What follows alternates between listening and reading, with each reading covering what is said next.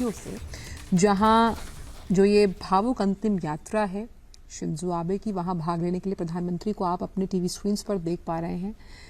तो प्रधानमंत्री आज शिंजो आबे की जो राजकीय सम्मान के साथ अंतिम यात्रा निकाली जा रही है उसमें भाग लेने के लिए जापान पहुंचे हैं। जिस तरह से इस यात्रा में सम्मिलित होने से पहले उन्होंने अभी के जो प्रधानमंत्री हैं फुमियो किशिदा, उनसे मुलाकात की। साफ तौर पर उन्होंने कहा कि शिंजो आबे का इस तरह चले जाना वो कतई सोच नहीं सकते थे। उनकी दोस्ती बेहद गहरी थी शिंजो आबे के साथ, और उनकी इस दोस्ती में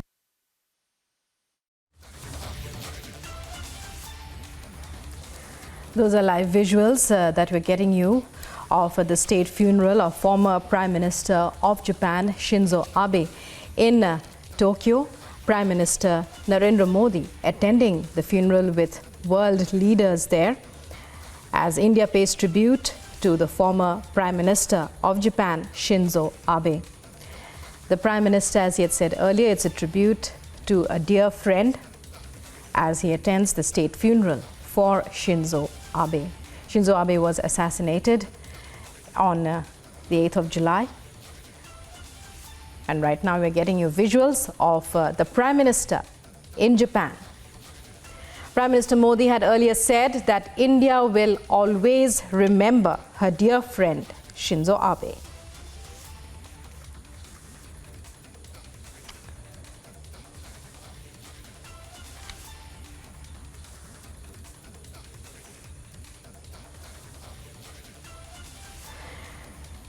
Live visuals from Tokyo of the state funeral of former Prime Minister of Japan, Shinzo Abe. Prime Minister Narendra Modi attending and participating in the funeral, in the state funeral there with world leaders. The Prime Minister had earlier said it's a tribute to a dear friend as India pays tribute to the former Prime Minister of Japan, Shinzo Abe, whose state funeral it is today in Japan.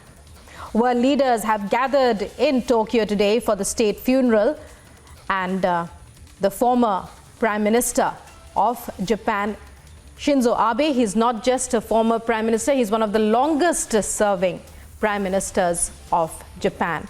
And it's been years, decades rather, since such a funeral on such a scale has been held for a politician and a Prime Minister in Japan.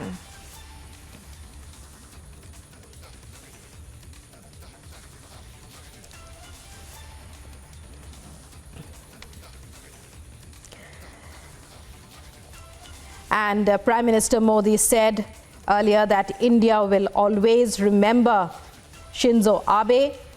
Shinzo Abe has, throughout his tenure, always expressed great love for India.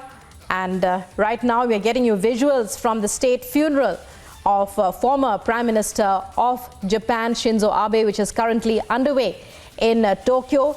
Prime Minister Narendra Modi attending the funeral along with world leaders who have gathered in Tokyo today to pay tribute to the former Prime Minister. As you can see in those visuals, leaders from across the world, from every region, leaders from the Arab world. And joining us now is our senior editor, our senior executive editor, Abhishek Kapoor, joining us on the phone line. Abhishek Kapoor, it's a solemn, somber moment that sends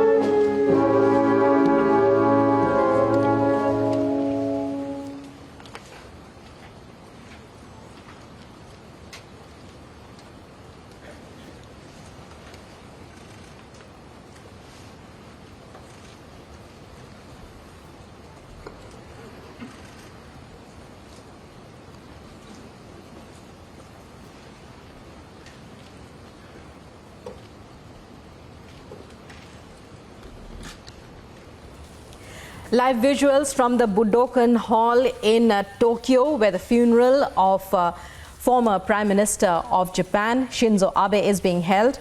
Akie Abe there performing the ceremony as world leaders gather at the Budokan Hall today to attend the funeral of one of Japan's longest serving prime ministers.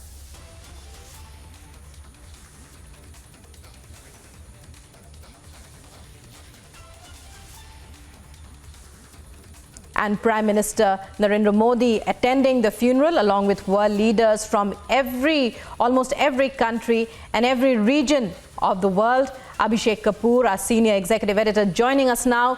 Abhishek, it's a solemn ceremony and a great message that goes out to the world as we see world leaders gathered here today to pay tribute to one of the stalwart leaders of our times. Well, absolutely, Rukma. So, solemn and somber occasion there, yes, but look at the acceptability of and stature of Shinzo Abe. Prime Minister would call him Abe-san, a very personal friend.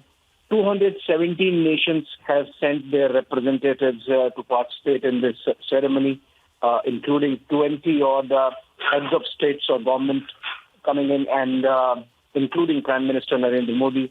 I could see in the pictures Emmanuel Macron of France. I could see in the pictures Justin Trudeau of Canada, and also Kamala Harris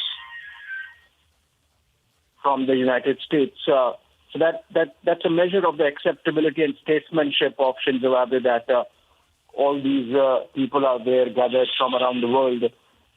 And ceremony is going on now. So far as Prime Minister's participation is concerned, he saw Shinzo Abe as a very personal friend. I remember outside of South Asia, in our neighborhood, when Prime Minister took over as the head of the country, he made Japan his first port of call insofar as foreign policy is concerned. That really gives you an idea of the kind of relationship that existed between the two of them. Prime Minister was given a state guest status even as Chief Minister when he would travel to Japan, and their understanding of each other went back to 2007 when Prime Minister had visited Japan to drum up support for his Vibrant Gujarat Summit. In fact, Japan was one of the first countries to partner Gujarat in that flagship event, and since then we saw how the relationship really endured, and we had seen how Prime Minister was even visibly disturbed when the news came of Shinzo Abe having been hit and killed during campaigning in the month of July, and the government of India declared a day of national mourning on 9th of July. So that gives an idea of the kind of connect that was there, and why not the amount of the scaling up of relationship that went in between the two of them, leading to India and Japan relationship really flowering into a special strategic global partnership from just a trade and aid relationship that it was before the two of them decided really to take it up. So far as Shinzo Abe is concerned, he thought beyond the shores of Japan. In fact, he was the one who gave the idea of Quad. He was the one who, in effect, gave the idea of Indo-Pacific when, as far back as 2007, he spoke about confluence of two seas, by which he meant the Indian Ocean and the Pacific Ocean. So I think in the pictures we are seeing a tribute to that statesmanship, that vision that Shinzo Abe really brought. He was not a pacifist, and he was trying to bring about changes in the Japanese society and constitution as well. And perhaps that's the reason why he became a victim of his own statesmanship in some ways and was killed. Because the changes that he was trying to bring were both internal and external. So, for example, his thought that the Japanese pacifist constitution should be changed and Japan should have its own standing army. As of now, there are some self-defense forces. and the overall security umbrella is provided by the Americans with huge bases there from Osaka to Okinawa and on the outskirts of Tokyo. And he thought that China is a clear threat. And that was one other aspect which brought Shinzo Abe and Prime Minister Modi and Japan and India together. So while he thought of Quad as far back as 2007, it ultimately took shape in 2018, 17, 18, and since then we have seen how it has become the most defining global partnership in the present times, particularly post-COVID. And in fact, Prime Minister Modi recalled how he had met Shinzo Abe during the Quad Summit in the month of May itself and spent quality time with him discussing the nature of not just the India-Japan partnership, but also the situation.